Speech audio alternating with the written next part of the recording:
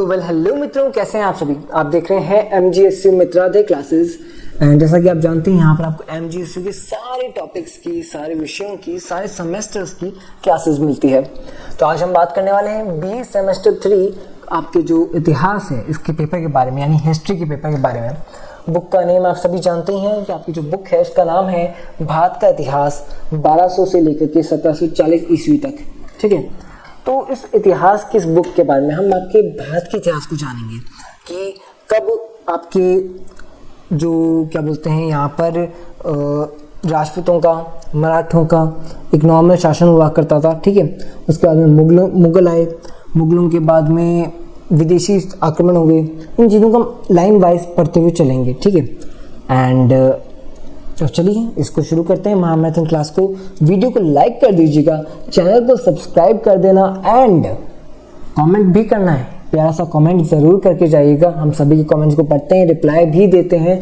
बड़े अच्छे लगते हैं जब आपके प्यारे प्यारे कमेंट्स पढ़ते हैं। एंड एक बात और कहूँगा, कमेंट सेक्शन के पास में आपको हाइप का बटन मिलेगा, तो हाइप सभी को करना है। आपके एक छोटे से हाइप करने से हमें खूब सारा सपोर्ट मिलता है और इसी सपोर्ट को हम आपको और ज़्यादा दुगुना में रिटर्न करने वाले हैं। कैसे? आप सबने मुझे कहा था कि सर ऑडियो में प्रॉब्लम आता है, ऑडियो का सॉल्यूशन अगले सेमेस्टर में आ जाएगा। अगले सेमेस्टर की सभी क्लासेस आपको एक नए डिवाइस के साथ में हम ऑडियो लेकर के आएंगे, जिससे कि आवाज़ और क्रिस्टल क्लियर आएगी। अगले सेमेस्टर में बहुत कुछ आपको नया मिलने वाला है।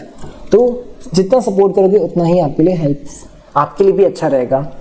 एंड जैसा कि आप जानते हैं, हमारी एप्लीकेशन है। एप्लीकेशन पर आपको सभी तरह के नोट्स, वीडियो क्लासेस की PDF एंड फ्री के टेस्ट, पेड टेस्ट, हर तरीके की चीज़ें वहाँ पे स्टडी मटेरियल आपको मिल जाएगी।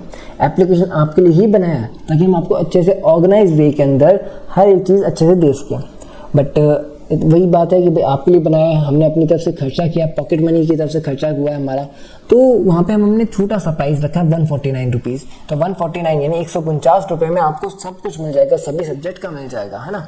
तो आपको बस करना क्या है, आपको एक कोर्स ले लेना है। अगर आपको अभी भी इतिहास के अगर नोट्स चाहिए तो ठीक है, इतिहास के नोट्स आपको इस पर अवेलेबल मिल जाएंगे, बड़े नोट्स। ठीक है, एंड अगर इस सेमेस्टर में नहीं लेना चाहते कि पेपर तो खत्म होने वाले, लास्ट पेपर बचा होगा शायद ये आपका, तो अगले सेमेस्टर में ले लीजिएगा। अगला सेमेस्टर भी हम जब लेके आएंगे तो उसको और भी तगड़ा लेकर के आएंगे, बहुत बेस्ट रूप से लेके आएंगे। ये तो पहला साल था हमारा एप्लीकेशन पर, पहला सेमेस्टर था। अगले सेमेस्टर में बहुत कुछ एप्लीकेशन पर लेकर के आएंगे। एंड लिटरली कह रहा हूँ, अगले सेमेस्टर में हम बहुत सही करने वाले हैं काम। तो ठीक है, तो वीडियो को लाइक कर देना, चैनल को सब्सक्राइब कर देना, अपने दोस्तों के साथ शेयर भी कर देना। अब आप कहोगे सर इतना प्रमोशन कर दो, पढ़ा भी दो। भाई इतनी सी बात है कि जब हम इतनी तरह से मेहनत कर रहे हैं ना, तो हम चाहते हैं कि आप भी अपना रिजल्ट हमें दो, आप भी अपना थोड़ा सा अपना प्यार हमें जताओ।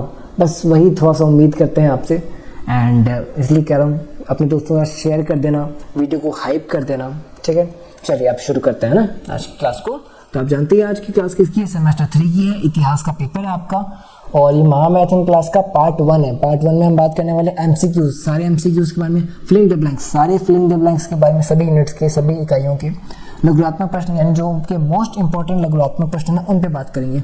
और पार्ट 2 आएगा जो कि कल सुबह अर्ली मॉर्निंग में आएगा, यानी कि अर्ली मॉर्निंग में आपको फटाफट सुबह जागना है, उस वीडियो को कंप्लीट करना है। कितनी बजे आएगी वो वीडियो? आपकी सुबह 8 बजे आ जाएगी। ठीक है, तो 8 बजे जागिएगा कल और उस पार्ट 2 को भी देखिएगा। उस पार्ट 2 में क्या आएगा?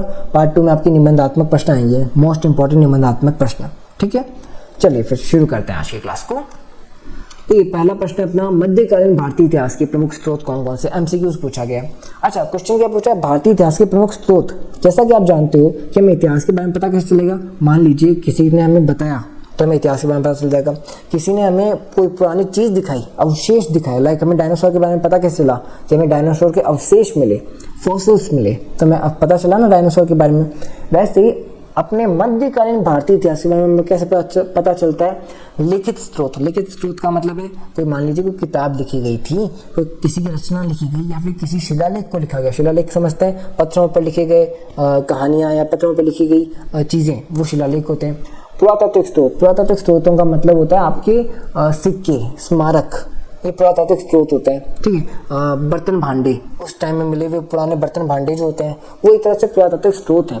विदेशी यात्रियों के विवरण। विदेशी यात्रियों का विवरण का मतलब क्या है? भाई उस टाइम में विदेशी यात्री भी आया करते थे, यानी फॉरेनर्स आया करते थे उस टाइम में, और वो यहाँ घूमने आया करते थे, व्यापार करने आया करते थे। तो वो यहाँ पर जो भी देखते उसको अपनी डायरी के अंदर, अपनी बुक के अंदर नोट किया करते, इसका विवरण किया करते थे। तो हमें इससे पता चलता है, तो उपयुक्त सभी इसका आंसर है, हर तरीके से पता चलता है ना। इससे पता चलने से होता क्या है, तो राजनीतिक, समाज, अर्थव्यवस्था, संस्कृति, इन सब का ज्ञान मिलता है हमें। ठीक है, समझे बात को, आगे चलते हैं।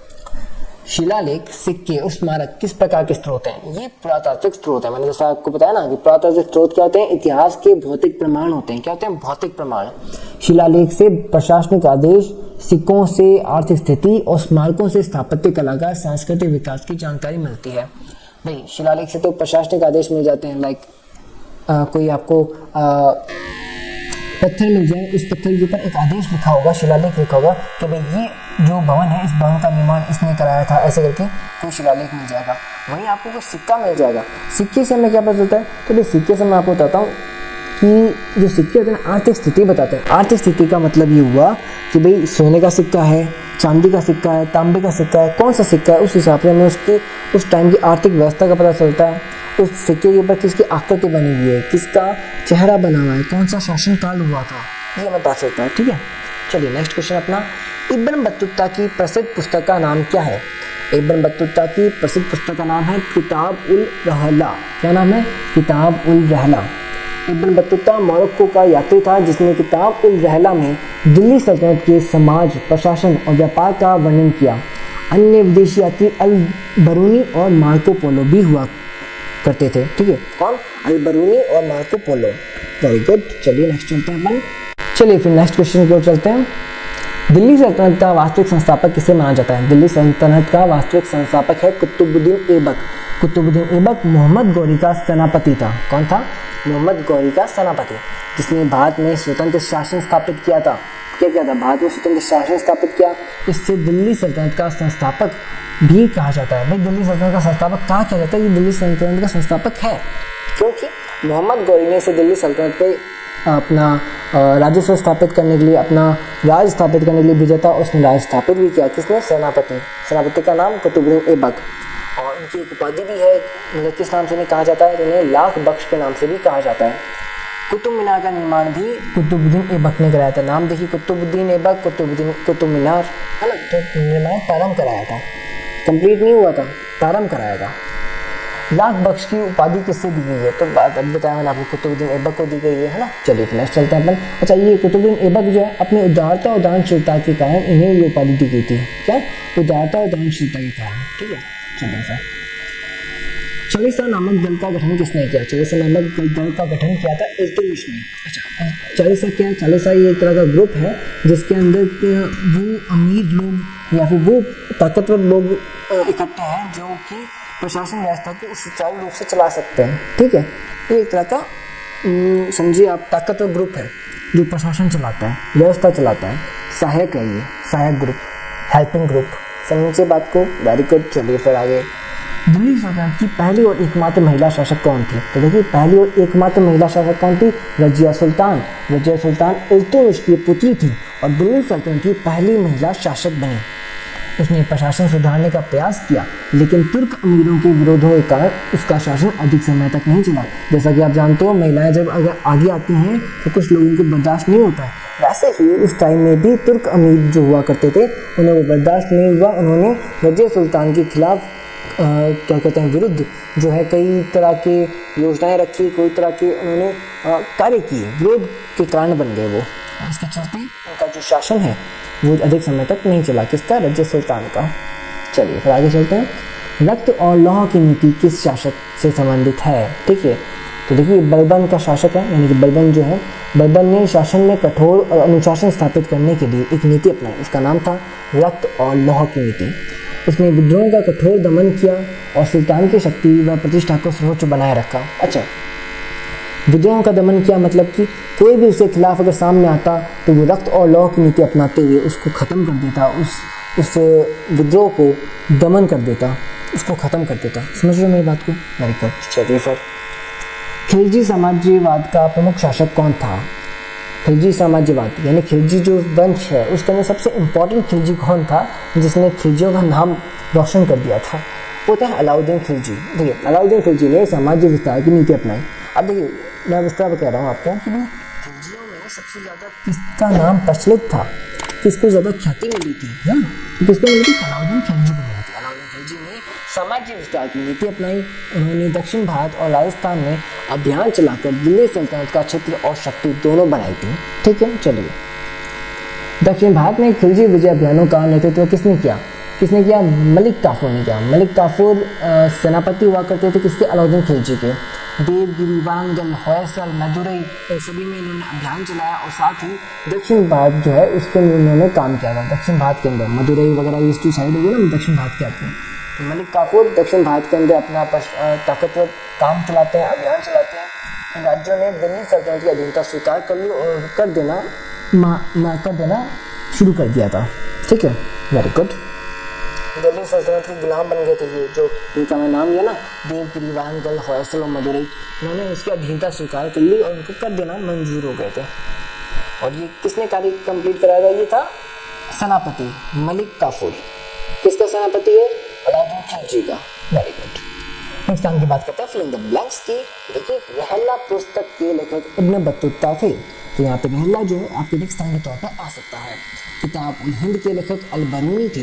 अल बरूनी ने क्या कौन सी किताब लिखी है? किताब उल हिंद। भारत में तुर्की राज्य की स्थापना तो कुतुबुद्दीन ऐबक ने करी थी। कुतुबुद्दीन ऐबक को लाख बख्श कहा जाता था। गुलाम वंश का वास्तविक संस्थापक इल्तुतमिश था। मध्यकालीन इतिहास का एक प्रमुख लिखित स्रोत तबकात ए नासिरी है। बहुत इंपॉर्टेंट क्वेश्चन है, देख लीजिएगा। मध्यकालीन इतिहास का एक प्रमुख लिखित स्रोत कौन सा है? तबकात ए नासिरी। तबकात ए नासिरी मध्यकालीन इतिहास का एक प्रमुख लिखित स्रोत है। Very good. चलिए फिर आगे चलते हैं। इल्तुतमिश ने तुर्कान ए चहलगानी नामक दल बनाया। इल्तुतमिश ने कौन सा ग्रुप बनाया? तुर्कान ए चहलगानी। दिल्ली की पहली महिला सुल्तान कौन थी? रजिया सुल्तान। बलबन की नीति रक्त और लौह के नाम से प्रसिद्ध थी। खिलजी वंश का संस्थापक जलालुद्दीन खिलजी था। कौन सा? जलालुद्दीन, अलाउद्दीन खिलजी नहीं, जलालुद्दीन खिलजी था। अलाउद्दीन खिलजी ने चित्तौड़ नामक खिजानबाग रखा। क्या रखा? खिजानबाग। किसका नाम रखा है? चित्तौड़ का। किसने रखा? अलाउद्दीन खिलजी ने।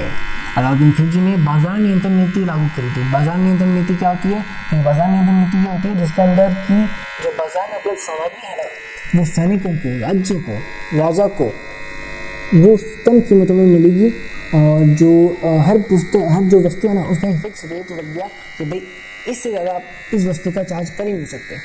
मान लीजिए आपके बात करते हैं अपन किताब, तो इस किताब का आप 60 रुपये से ज़्यादा मूल्य ले ही नहीं सकते। ऐसा इसने एक फिक्स मूल्य निर्धारित कर दिया था कुछ चीज़ों का। ये था बाजार नियंत्रण नीति, ताकि अपनी अर्थव्यवस्था सही तरीके से चलती रहे। 2.5 दिन का झोंपड़ा बहुत इंपॉर्टेंट है, ध्यान से देखिएगा। 2.5 दिन का झोंपड़ा कुतुबुद्दीन ऐबक ने बनवाया। किसने बनवाया? कुतुबुद्दीन ऐबक ने बनवाया। क्या बनवाया? 2.5 दिन का झोंपड़ा बनवाया। Very good. चलिए, अलाउद्दीन खिलजी ने दाग और हुलिया प्रथा शुरू की। अलाउद्दीन खिलजी ने दक्षिण भारत पर आक्रमण किया। खजाइन उल फुतूह के लेखक अमीर खुसरो थे। अलाउद्दीन खिलजी को सिकंदर सानी कहा जाता है। दिल्ली सल्तनत की पहली राजधानी लाहौर थी। चांदी का टंका सिक्का जो है इल्तुतमिश ने चलाया था। अलाउद्दीन खिलजी का प्रमुख उद्देश्य साम्राज्य विस्तार था। Very good. चलिए फिर अब देखते हैं, हमने बात कर ली एमसीक्यूज की, हमने बात कर ली फिल इन द ब्लैंक्स की, अब बात करेंगे लघुत्मक प्रश्नों की। चलिए फिर आगे देखते हैं। पहला लघुत्मक प्रश्न फ्रॉम इकाई नंबर 1 यूनिट नंबर 1। क्वेश्चन क्या है? मध्यकालीन भारतीय इतिहास के प्रमुख स्रोतों का वर्णन करें। देखिए, हमें प्रमुख स्रोतों का वर्णन करना है जो मध्यकालीन भारतीय के इतिहास के स्रोत हैं। ठीक है, तो स्रोत क्या बनते हैं? भारतीय इतिहास को जानने के लिए विभिन्न प्रकार के स्रोत उपलब्ध हैं। इन स्रोतों के आधार पर उस समय की राजनीतिक, सामाजिक और आर्थिक स्थिति का अध्ययन मिलता है। स्रोत मैंने आपको बताया था ना, लिखित ग्रंथ भी हैं, शिलालेख भी हैं, पुरातात्विक स्रोत भी हैं, विदेशी यात्राओं का विवरण भी है। तो कितने सारे पुरातात्विक स्रोत मिलते हैं हमें, है ना? इनसे होता क्या? इनसे राजनीतिक, सामाजिक, आर्थिक स्थिति का पता चलता है कि भाई उस टाइम में स्थिति कैसी हुआ करती थी, है ना? एंड बात करें इतिहास का, इन स्रोतों का विश्लेषण करके घटनाओं को समझते थे कि किसके बाद कौन सी घटना हुई, उनको समझते थे, आइडिया लगाते थे उनका। इसलिए इतिहास के अध्ययन में इन स्रोतों का बहुत महत्व हो जाता है। लिखित ग्रंथ इतिहास का महत्वपूर्ण स्रोत है। शिलालेख से प्रशासन की जानकारी मिलती है। सिक्कों से आर्थिक स्थिति का पता चलता है। स्मारकों से स्थापत्य कला का ज्ञान मिलता है। विदेशी यात्रियों ने समाज का वर्णन किया। इन स्रोतों से इतिहास की पुष्टि होती है। ये इस प्रकार का आपको यूनिट बनकर कुछ आंसर दिखता है ना? चलिए फिर आगे चलते हैं। भारत में तुर्की राज्य की स्थापना का वर्णन कीजिए। देखिए, एक बार हमारी सारी क्लासेस हो जाए, उसके बाद में हम एक क्लास इंपॉर्टेंट लेकर के आएंगे, उसमें आप सभी को आना है। अभी मेरे को मालूम नहीं है, शायद मैं सोच तो ये रहा हूँ कि 15 तारीख को वो क्लास आ जाए, एंड उस क्लास में होने क्या वाला है, उस क्लास में हम आपसे बातचीत करेंगे भाई। उससे हम आपके अंदर आपके जितने भी कमेंट्स आए ना उन कमेंट्स को पढ़ूंगा मैं। इंपॉर्टेंट बात तो ये, और जो नेक्स्ट सेमेस्टर में हम क्या करने वाले हैं वो थोड़ा सा रिवील करूँगा। एंड जितने भी आप प्यारे प्यारे आपने कमेंट्स किया उन सब कमेंट्स को मैं पढ़ूंगा, उनका रिव्यू करूँगा। तो प्यारे प्यारे कमेंट कीजिए, पुरानी वीडियो में जाके कमेंट कर दीजिए, इस वीडियो में कमेंट कर दीजिए, मैं सभी कमेंट्स को पढ़ने वाला हूँ। फ़नी कमेंट कर सकते हो तो और भी बढ़िया बात है, मैं उसका फ़नी रिप्लाई भी दूंगा। तो चलिए फिर आगे देखते हैं। अच्छा कमेंट करना, नेगेटिव कमेंट मत किया करो। हाँ, पॉजिटिविटी फैलाओ भाई, जरा पॉजिटिव खुद भी रहो, पॉजिटिव हमें भी रहने दो, नेगेटिव कमेंट ना करो। हाँ, कुछ सजेशन देने ज़रूर से दो, आप सभी के सजेशन एक्सेप्ट किए जाते हैं, उन चीज़ों को इम्प्रूव किया जाता है। जैसे कि मैंने आपको बताया ना कि आपने माइक के बारे में हमें बात की कि सर आपका माइक थोड़ा सा आप इम्प्रूव कीजिए। देखिए ये माइक बड़ा सस्ता था जिससे हम अभी काम कर रहे थे, एंड आगे भी मैं इससे काम कर सकता हूँ। मेरे को तो भाई सही लग रहा था कि भैया ऑडियो सही जा रहा है, बट आप सभी ने एक कंसर्न रखा, आप सभी ने एक अपना सुझाव रखा कि सर इतना अच्छा ऑडियो नहीं है, आप थोड़ा सा और इम्प्रूव कर सकते हो। तो मैंने अब इतना महंगा माइक लेकर के आ रहा हूँ, लगभग आप इससे समझिए 5,000 से भी महंगा का लगभग कितना माइक है, इसका प्राइस मैं एक बार चेक करके बताता हूँ। बिल पड़ा है मेरे पास यहाँ पर। हाँ जी, आपका इसका बिल है 8,000 का माइक है। अब देखिए 8,000 का खाली एक माइक लेकर के आ रहा हूँ मैं आपकी क्लासेस के लिए। तो ये अपनी तरफ से मैं खर्च कर रहा हूँ। लिटरली अभी तक मुझे इतने रुपए नहीं मिले हैं यूट्यूब से या फिर आपकी कोई अदर आप में से जो एप्लीकेशन के ऊपर मुझे सपोर्ट हो रहा है वहाँ से इतना मुझे सपोर्ट नहीं मिल रहा। यहाँ से मैं अपनी तरफ से पॉकेट मनी खर्च कर रहा हूँ सिर्फ आपके लिए कि सर मुझे खुद ने ये फील किया है कि मैंने जब मैं खुद कॉलेज में था तब हमें कोई इतना प्यारा कंटेंट देने वाला नहीं था। बस मैं वो कंटेंट आप लोगों तक मिले, अपने छोटे भाई बहनों को मिले, बिकॉज मैंने खुद ने वो फील किया ना कि मुझे सब कोई कंटेंट पढ़ाने वाला नहीं था। कॉलेज जाता था, वहाँ टीचर्स अच्छे से समझा नहीं पाते थे, एंड यूट्यूब पे इतना अच्छा कंटेंट नहीं था कि अच्छे से एक्सप्लेन कर पाए, डायग्राम से समझा सके, शॉर्ट लाइंस, बड़ी लाइंस, हर तरीके से समझाए। तो इसलिए मैंने इस चीज़ को शुरू करा है। तो आप सब सपोर्ट कीजिए, वो अच्छा लगता है। क्या करोगे सपोर्ट करने के लिए? वीडियो को लाइक करोगे, चैनल को सब्सक्राइब करोगे, जितने भी लोग देख रहे हैं सब के सब सब्सक्राइब करो प्लीज़ यार, थोड़ा तो सपोर्ट करो, है ना। आपके लिए करते हैं, एंड अपने दोस्तों के साथ शेयर करो। अगले सेमेस्टर में इससे बेहतर लाऊंगा, ये मेरा आपसे वादा है, डेफिनेटली वादा है, इससे बेहतर आएगा, बहुत ज़्यादा बेहतर। रेगुलर क्लासेस भी आएंगे। तो चलिए आगे कंटिन्यू करते हैं ना। थोड़ा सा इमोशनल हो जाते हैं यार बीच बीच में कि यार इतना मेहनत कर रहे हैं तो आप भी थोड़ा सा सपोर्ट दिखाइए।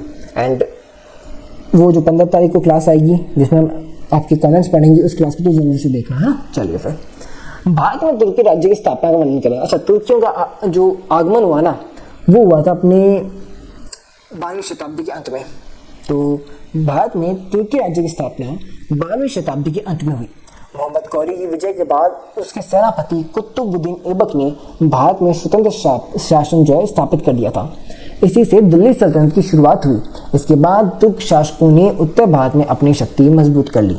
मोहम्मद गौरी ने भारत में तुर्क शक्ति स्थापित करी। कुतुबुद्दीन ऐबक पहला तुर्क शासक बना जो सेनापति था, सेनापति के तौर पर भारत में आया था। दिल्ली सल्तनत की स्थापना हुई, दिल्ली शासन का मुख्य केंद्र बना, तुर्क शासन उत्तर भारत में फैला, नई प्रशासनिक व्यवस्था विकसित हुई। ये था पहला उनका आगमन। ठीक है, इल्तुतमिश के शासन की प्रमुख विशेषता बताइए। इल्तुतमिश जो है दिल्ली सल्तनत का एक शक्तिशाली शासक था। उसने शासन व्यवस्था को मजबूत किया, सल्तनत की स्थिति को स्थिर बनाया, उसने प्रशासनिक सुधार किए, तुर्क अमीरों को संगठित किया। उसके शासनकाल में दिल्ली सल्तनत की शक्ति काफ़ी बढ़ गई थी। मतलब ओवरऑल बात इतना है कि दिल्ली सल्तनत को उस वक्त अपने समय में उसने और भी ज़्यादा मजबूत बना दिया था, व्यवस्था को स्थिर कर दिया था। ठीक है, समझ रहे हो ना। तो दिल्ली को राजधानी के रूप में विकसित किया। किसके रूप में? राजधानी के रूप में। तुर्क अमीरों का चालीसा दल बनाया, सिखों की नई व्यवस्था शुरू करी, प्रशासन को संगठित किया, सल्तनत की शक्ति मजबूत हुई, राज्य की सीमाएं विस्तारित हुई। बात करते हैं रजिया सुल्तान के शासक का वर्णन कीजिए। तो देखिए, रजिया सुल्तान दिल्ली सल्तनत की पहली और एकमात्र महिला शासक थी। तो आप सभी जानते हैं इल्तुतमिश की पुत्री थी। किसी पुत्री थी? इल्तुतमिश की। और अपने गुणों के कारण शासन संभालने में सक्षम थी। ठीक है, गुणों के कारण उनमें इतनी कैपेबिलिटी थी, उनमें इतनी कैपेसिटी थी कि वो शासन को संभाल सकती थी। उन्होंने प्रशासन सुधारने का प्रयास किया, मतलब अपनी तरफ से अपने जितने प्रयास हो सभी प्रयासों को भी आगे रखा। लेकिन तुर्क अमीरों के विरोध के कारण उनका शासन जो है अधिक समय तक नहीं चला। दिल्ली सल्तनत की पहली महिला शासक थी। इल्तुतमिश ने उसे उत्तराधिकारी बनाया। प्रशासन में सुधार करने का कार्य किया। अमीरों का विरोध बढ़ गया, राजनीतिक संघर्ष उत्पन्न हो गया और अंत में उनका शासन जो है समाप्त हो गया था, रजिया सुल्तान का। बलबन की शासन नीति। अच्छा, बलबन की शासन नीति हमने बात करी थी, क्या है? रक्त और लौह की नीति। किसकी नीति है? रक्त और लौह की नीति। तो बलबन दिल्ली सल्तनत का एक शक्तिशाली शासक था जिसने शासन को मजबूत बनाने के लिए कठोर नीति अपनाई। उसने विद्रोह का कठोर दमन किया और सुल्तान की प्रतिष्ठा बढ़ाई। उसकी नीति को रक्त और लौह की नीति कहा जाता है। इससे सल्तनत में अनुशासन स्थापित हुआ। कठोर शासन नीति अपनाई, रक्त और लौह की नीति प्रसिद्ध हो गई, विद्रोह का कठोर दमन किया गया, सुल्तान की प्रतिष्ठा बढ़ाई गई, प्रशासन में अनुशासन स्थापित किया गया, सल्तनत की शक्ति मजबूत हो गई। ये कुछ इसकी इंपॉर्टेंट बातें हैं। आपको क्या करना है? आपको वीडियो को पूरा कंप्लीट देखना है, शुरू से लेकर एंड तक देखना है। उसके बाद में दोबारा से वीडियो कैसे देखोगे? दोबारा से आप इसलिए देखोगे कि वीडियो को पॉज करके हर क्वेश्चन को खुद पढ़ोगे। वीडियो सुनोगे नहीं, मेरी आवाज़ तो एक बार सुन लो बस। सेकंड टाइम में आपको वीडियो को पॉज करना है और जो लिखा हुआ है ना खुद पढ़ना है। इससे आपके दिमाग में फिट हो जाएगा, कल के पेपर में बहुत ज़्यादा हेल्प हो जाएगी, है ना। बड़े क्वेश्चन आंसर चाहिए कि सर ये तो बहुत छोटे बता रहे हो आप। बड़े चाहिए, बड़े भी हमने बनाए हैं बट वो आपको एप्लीकेशन पे मिलेंगे, नोट्स में मिलेंगे। तो आपको क्या करना है? पिन कमेंट में डिस्क्रिप्शन में आपको लिंक मिलेगा एप्लीकेशन का। एप्लीकेशन का नाम है मित्रादय क्लासेस। प्ले स्टोर पे भी सर्च मार सकते हो, डाउनलोड करो। यहाँ पे भी आप हमें सपोर्ट दिखा सकते हो कि भाई आप एप्लीकेशन पे जाओ, वहाँ पे फ्री का टेस्ट मिलेगा। फ्री का टेस्ट दो यार, कम से कम 149 रुपीज़ का कोर्स नहीं ले सकते, कोई बात नहीं, फ्री का टेस्ट अवेलेबल है, फ्री का टेस्ट दे करके आओ, ठीक है। तो आप सभी एप्लीकेशन डाउनलोड कर लीजिए फटाफट से, ठीक है। एंड नेक्स्ट क्वेश्चन पे आते हैं। खिलजी साम्राज्यवाद से क्या अभिप्राय है? खिलजी साम्राज्यवाद से तात्पर्य अलाउद्दीन खिलजी की विस्तारवादी नीति से। मतलब अलाउद्दीन खिलजी क्या चाहते थे? विस्तार करना चाहते थे कि भाई जितना हो सके उतना जल्दी अपने आसपास के पड़ोसी राज्यों को हराया जाए, उनसे युद्ध लड़े जाए और उनका विस्तार हमारे साम्राज्य में कर लिया जाए। अपने साम्राज्य की शक्ति बढ़ाने के लिए कई क्षेत्रों पर विजय प्राप्त करी। उन्होंने दक्षिण भारत और राजस्थान में अभियान चलाए। इससे दिल्ली सल्तनत का क्षेत्र और शक्ति जो है दोनों ही मजबूत होते गए, बढ़ते गए। तो क्या लिखोगे? अलाउद्दीन खिलजी ने विस्तार की नीति अपनाई, राजस्थान के राज्यों को पराजित कर दिया, दक्षिण भारत में विजय अभियान चलाए, सल्तनत की सीमाएं विस्तारित हुई, राज्य की शक्ति और प्रतिष्ठा बढ़ गई, साम्राज्यवाद की नीति मजबूत हो गई। चलिए फिर नेक्स्ट क्वेश्चन पे आते हैं। अलाउद्दीन खिलजी की आर्थिक नीति का वर्णन कीजिए। अलाउद्दीन खिलजी ने राज्य को मजबूत बनाने के लिए कई आर्थिक सुधार किए। उसने बाजार व्यवस्था को नियंत्रित किया और वस्तुओं की कीमत तय की। मैं आपको बताया ना, वस्तुओं की कीमत तय कर दी थी। इसका उद्देश्य सेना को सस्ती वस्तुएं उपलब्ध कराना था। उसकी आर्थिक नीति से प्रशासन पर नियंत्रण मजबूत हो गया। बाजार नियंत्रण की नीति लागू करी, वस्तुओं की कीमतें निश्चित कर दी, अनाज की आपूर्ति पर नियंत्रण रखा, व्यापारियों पर निगरानी रखी, सेना को सस्ती वस्तुएं मिलती रही, उपलब्ध होती रही और आर्थिक व्यवस्था संगठित होती गई। चलिए फिर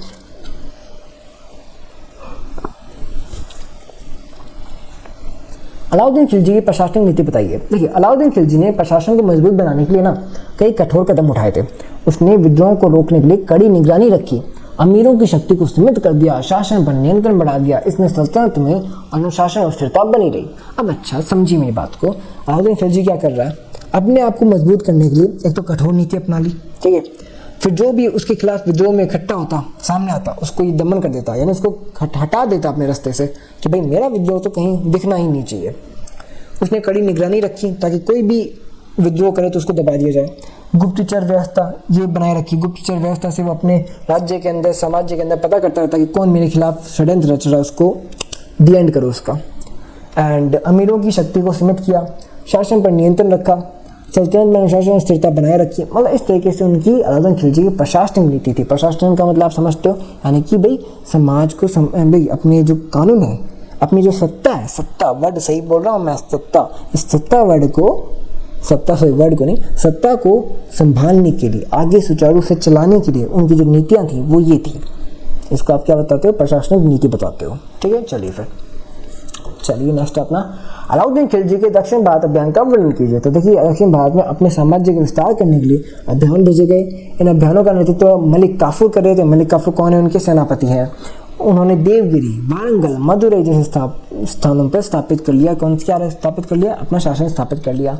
इन विजयों से दिल्ली सल्तनत की शक्ति और धन में विकसित हुई। धन कैसे विकसित हुआ? कर मिलने लगा, टैक्स मिलने लगा ना। मलिक काफूर ने अभियान का नेतृत्व किया, देवगिरी पर विजय प्राप्त करी, वारंगल राज्य को पराजित किया, मदुरई तक अभियान पहुंचाया, दक्षिण के राज्यों को कर देना स्वीकार कर लिया एंड सल्तनत को अधिक धन प्राप्त हो गया, ठीक है। चलिए फिर नेक्स्ट अपना अलाउद्दीन खिलजी के शासन का महत्व लिखिए। अलाउद्दीन खिलजी दिल्ली सल्तनत का एक शक्तिशाली शासक था। उसने साम्राज्य का विस्तार किया, प्रशासन को मजबूत बनाया, उसकी आर्थिक और प्रशासनिक नीतियों से राज्य की शक्ति बढ़ी। उसके शासनकाल में सल्तनत का प्रभाव पूरे उत्तर भारत में बढ़ गया था। साम्राज्य का विस्तार किया, प्रशासनिक सुधार लागू किए, आर्थिक नियंत्रण व्यवस्था बनाई, सेना को मजबूत बनाया, सल्तनत की शक्ति बढ़ाई, राज्य में स्थिरता स्थापित हुई। ये कुछ अलाउद्दीन खिलजी के पॉइंट्स हैं। अगर आपको डीप में जानना है तो आप नोट्स डाउनलोड करोगे, एप्लीकेशन का लिंक आपको डिस्क्रिप्शन में पिन कमेंट में मिल जाएगा। अच्छा, अब आपको एक चीज़ बताता हूँ, आपको क्या करना है, हमारे टेलीग्राम चैनल को ज्वाइन करना है, हमारे व्हाट्सएप चैनल को ज्वाइन करना है, इंस्टाग्राम चैनल को ज्वाइन करना है। भाई ये आपका लास्ट पेपर होने वाला है इस सेमेस्टर का, तो जाते जाते हमें सपोर्ट तो करते जाओ। यूट्यूब पे फॉलो करो, ठीक है, यूट्यूब पे सब्सक्राइब करो, इंस्टाग्राम पे फॉलो करो, टेलीग्राम पे हमारा चैनल है उसको फॉलो करो, आपका व्हाट्सएप पे एक चैनल है उसको फॉलो करो। मैं आप हमें फॉलो कीजिए। टेलीग्राम व्हाट्सएप में तो एक पे तो ज़रूर से फॉलो करना मैंडेटरी है, जस्ट बिकॉज वहाँ पर हम आपको सारी तरह की न्यूज़ देते हैं कि भाई कब कौन सी क्लास आएगी, विश्वविद्यालय आपकी एमजीएससी यूनिवर्सिटी से क्या सूचना आई है कि कब पेपर आने वाले हैं, कब उनका रिजल्ट आने वाला है। इन सब चीज़ों को आपसे डिस्कस करते हैं ना, तो हमें फॉलो तो करो यार, सपोर्ट करो, है ना। चलिए फिर नेक्स्ट क्वेश्चन की ओर चलते हैं। चलिए फिर अब आपके यूनिट नंबर 2 पर आते हैं। तो यूनिट 1 अपन ने एमसीक्यूज देख लिए, फिल इन द ब्लैंक्स भी देख लिए, और अब अपन बात करेंगे लघुत्तम प्रश्न अपन देख चुके हैं ना। तो अब बात करें इकाई नंबर 2 की, तो इकाई नंबर 2 के फिल इन द ब्लैंक्स देखेंगे, एमसीक्यूज देखेंगे और वापस लघुत्तम प्रश्न देखेंगे, है ना। निबंधात्मक प्रश्न है उसकी अलग से एक क्लास आएगी। तो निबंधात्मक प्रश्न की क्लास आपके 12 तारीख को यानी कि पेपर वाले दिन ही सुबह आएगी, अर्ली मॉर्निंग में 8 बजे। तो 8 बजे आप लाइव जुड़ जाइएगा एंड वीडियो को प्रीमियर करेंगे हमेशा की तरह ही, तो आप देख लीजिएगा, ठीक है। तो 8 बजे निबंधात्मक प्रश्न की एक क्लास आ जाएगी। अभी इस क्लास को पूरा कंप्लीट करते हैं। तो अपने एमसीक्यू है यूनिट नंबर 2 से, इकाई नंबर 2 से। टोकन मुद्रा सांकेतिक मुद्रा की योजना किस शासक ने शुरू करी? जो सांकेतिक मुद्रा की बात हो रही है, टोकन मुद्रा की बात हो रही है ना, तो किन्होंने शुरू कर दी? मोहम्मद बिन तुगलक ने। क्या नाम बताया? मोहम्मद बिन तुगलक। मोहम्मद बिन तुगलक ने सोने चांदी के स्थान पर तांबे और पीतल के सिक्के चलाए। उद्देश्य क्या था? मुद्रा की कमी दूर करना, लेकिन नकली सिक्के बनने लगे इसलिए योजना असफल हो गई। भाई क्या है, सोने और चांदी के तो बहुत कम लोग बना पाएंगे, है ना, इस वजह से। और दूसरी बात क्या है कि सोना और चांदी की जो होते हैं ना, वो बनाने में टाइम लगता है, इसलिए कमी और टाइम भी लगता है, दूसरा धन भी खूब जाता है, तो बनाने में टाइम लग रहा था, कमी आ रही थी, इसलिए क्या किया? तांबा और पीतल के बनाने शुरू कर दिए। तो कमी दूर हो गई, लेकिन कमी दूर तो हो गई, बट क्या हुआ? तांबा पीतल की कोई भी बना सकता है, तो नकली सिक्के भी बनने लग गए थे। तो उसका भी प्रयोजना जो योजना है वो असफल हो गई। नेक्स्ट है, मोहम्मद बिन तुगलक ने अपनी राजधानी दिल्ली से कहाँ स्थानांतरित कर ली थी, यानी दिल्ली से हटा करके कहाँ ले गए थे? वो ले गए थे देवगिरी यानी कि दौलताबाद।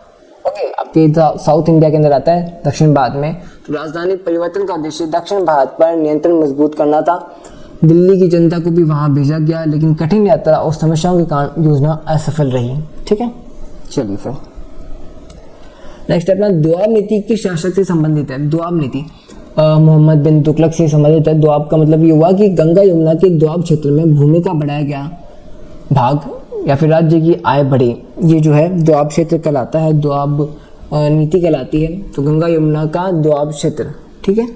चलिए फिर नेक्स्ट अपना, इससे किसानों को क्या लाभ होता है पानी के बारे में। फिरोज तुगलक की धार्मिक नीति कैसी थी? फिरोज तुगलक की धार्मिक नीति कट्टर सुन्नी थी, ठीक है। फिरोज तुगलक पर उलेमा का प्रभाव था, उन्होंने इस्लामी कानूनों के अनुसार शासन चलाया, धार्मिक करों का पुनः लागू किया, उनकी नीति जो थी रूढ़िवादी टाइप थी, ठीक है। चलिए फिर नेक्स्ट आते हैं अपन, फिरोज तुगलक के शासन की प्रमुख विशेषताएं बताइए। सार्वजनिक निर्माण कार्य, ठीक है।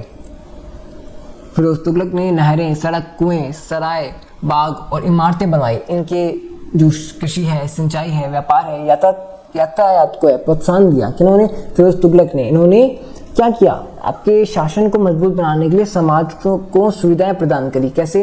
भाई पानी की व्यवस्था कराई। कैसे?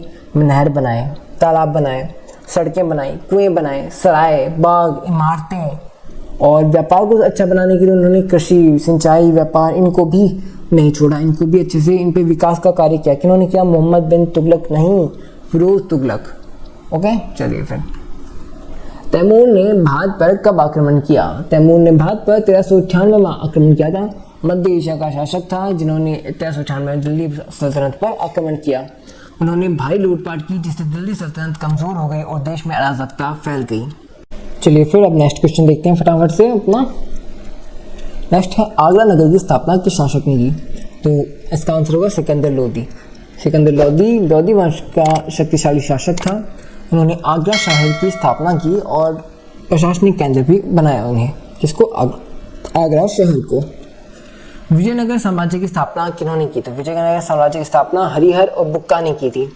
विजयनगर साम्राज्य की स्थापना 1336 ईस्वी में। कौन सी? 1336 ईस्वी में तुंगभद्रा नदी के किनारे हरिहर बुक्का ने विजयनगर साम्राज्य की स्थापना करी। कौन सी नदी है? अपनी तुंगभद्रा नदी है। इसका उद्देश्य दक्षिण भारत को मुस्लिम आक्रमणों से बचाना था। ठीक है। नेक्स्ट अपना विजयनगर साम्राज्य का सबसे महान शासक कौन है? विजयनगर साम्राज्य का सबसे महान शासक कौन था?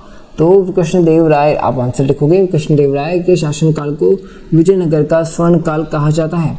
इस समय साम्राज्य का विस्तार, व्यापार और संस्कृति का विकास हुआ था। ठीक है। नेक्स्ट है विजयनगर साम्राज्य का पतन किस युद्ध के बाद हुआ? तो जो आपकी पतन है वो पतन कब हुआ? पतन हुआ तालीकोटा युद्ध के दौरान। 1565 ईस्वी में तालीकोटा के युद्ध में विजयनगर की सेना बहमनी उत्तराधिकारी राज्यों से हार गई। इसके बाद राजधानी नष्ट हो गई और साम्राज्य धीरे धीरे समाप्त हो गया। कौन सा? विजयनगर साम्राज्य। बात करते हैं अपने रिक्तस्थान यानी फिलिंग द ब्लैंक्स की। तो टोकन मुद्रा योजना मोहम्मद बिन तुगलक ने शुरू करी थी। दोआब क्षेत्र में कर वृद्धि की नीति मोहम्मद बिन तुगलक ने लागू करी। तुगलक वंश का संस्थापक गयासुद्दीन तुगलक था। कौन? तुगलक वंश का संस्थापक गयासुद्दीन तुगलक। तुगलकाबाद नगर की स्थापना गयासुद्दीन तुगलक ने करी। तैमूर ने भारत पर आक्रमण करे 1398 ईस्वी में। दीवान ए कोही नामक कृषि विभाग मोहम्मद बिन तुगलक ने स्थापित करा था। कृषि विभाग जो है दीवान ए कोही नामक कृषि विभाग मोहम्मद बिन तुगलक ने स्थापित किया। तैमूर का मूल राज्य समरकंद था एंड नहर निर्माण के लिए सुल्तान फिरोज तुगलक प्रसिद्ध था। ब्राह्मणों पर जजिया कर फिरोज तुगलक ने लगाया था। कौन सा कर? जजिया कर। किसने लगाया था? फिरोज तुगलक ने। किन पर लगाया था? ब्राह्मणों पर। फिरोज तुगलक की आत्मकथा फुतुहात ए फिरोज शाही है। जौनपुर शहर की स्थापना फिरोज तुगलक ने करी थी। लोदी वंश का प्रमुख शासक सिकंदर लोदी था। मोहम्मद बिन तुगलक ने राजधानी दिल्ली से दौलताबाद स्थानांतरित कर दी थी। कहाँ? दिल्ली से कहाँ ले गए थे राजधानी को? दौलताबाद ले गए थे। कौन? मोहम्मद बिन तुगलक जी। फिर आगरा शहर की स्थापना सिकंदर लोदी ने की थी। विजयनगर साम्राज्य की स्थापना हरिहर बुक्का ने की थी। विजयनगर की राजधानी हम्पी थी। विजयनगर की राजधानी क्या थी? हम्पी। विजयनगर साम्राज्य की स्थापना 1336 ईस्वी में हुई थी। कौन सी नदी के पास में? तुंगभद्रा नदी के पास में। बहमनी साम्राज्य के संस्थापक अलाउद्दीन बहमन शाह है। बहमनी का संस्थापक कौन है? अलाउद्दीन बहमन शाह। सल्तनत काल में धार्मिक विद्वानों को उलेमा कहा जाता था। ठीक है। विजयनगर साम्राज्य का पतन तालीकोटा के युद्ध 1565 के बाद हुआ। नेक्स्ट आते हैं अपने लघुत्तम प्रश्नों की ओर।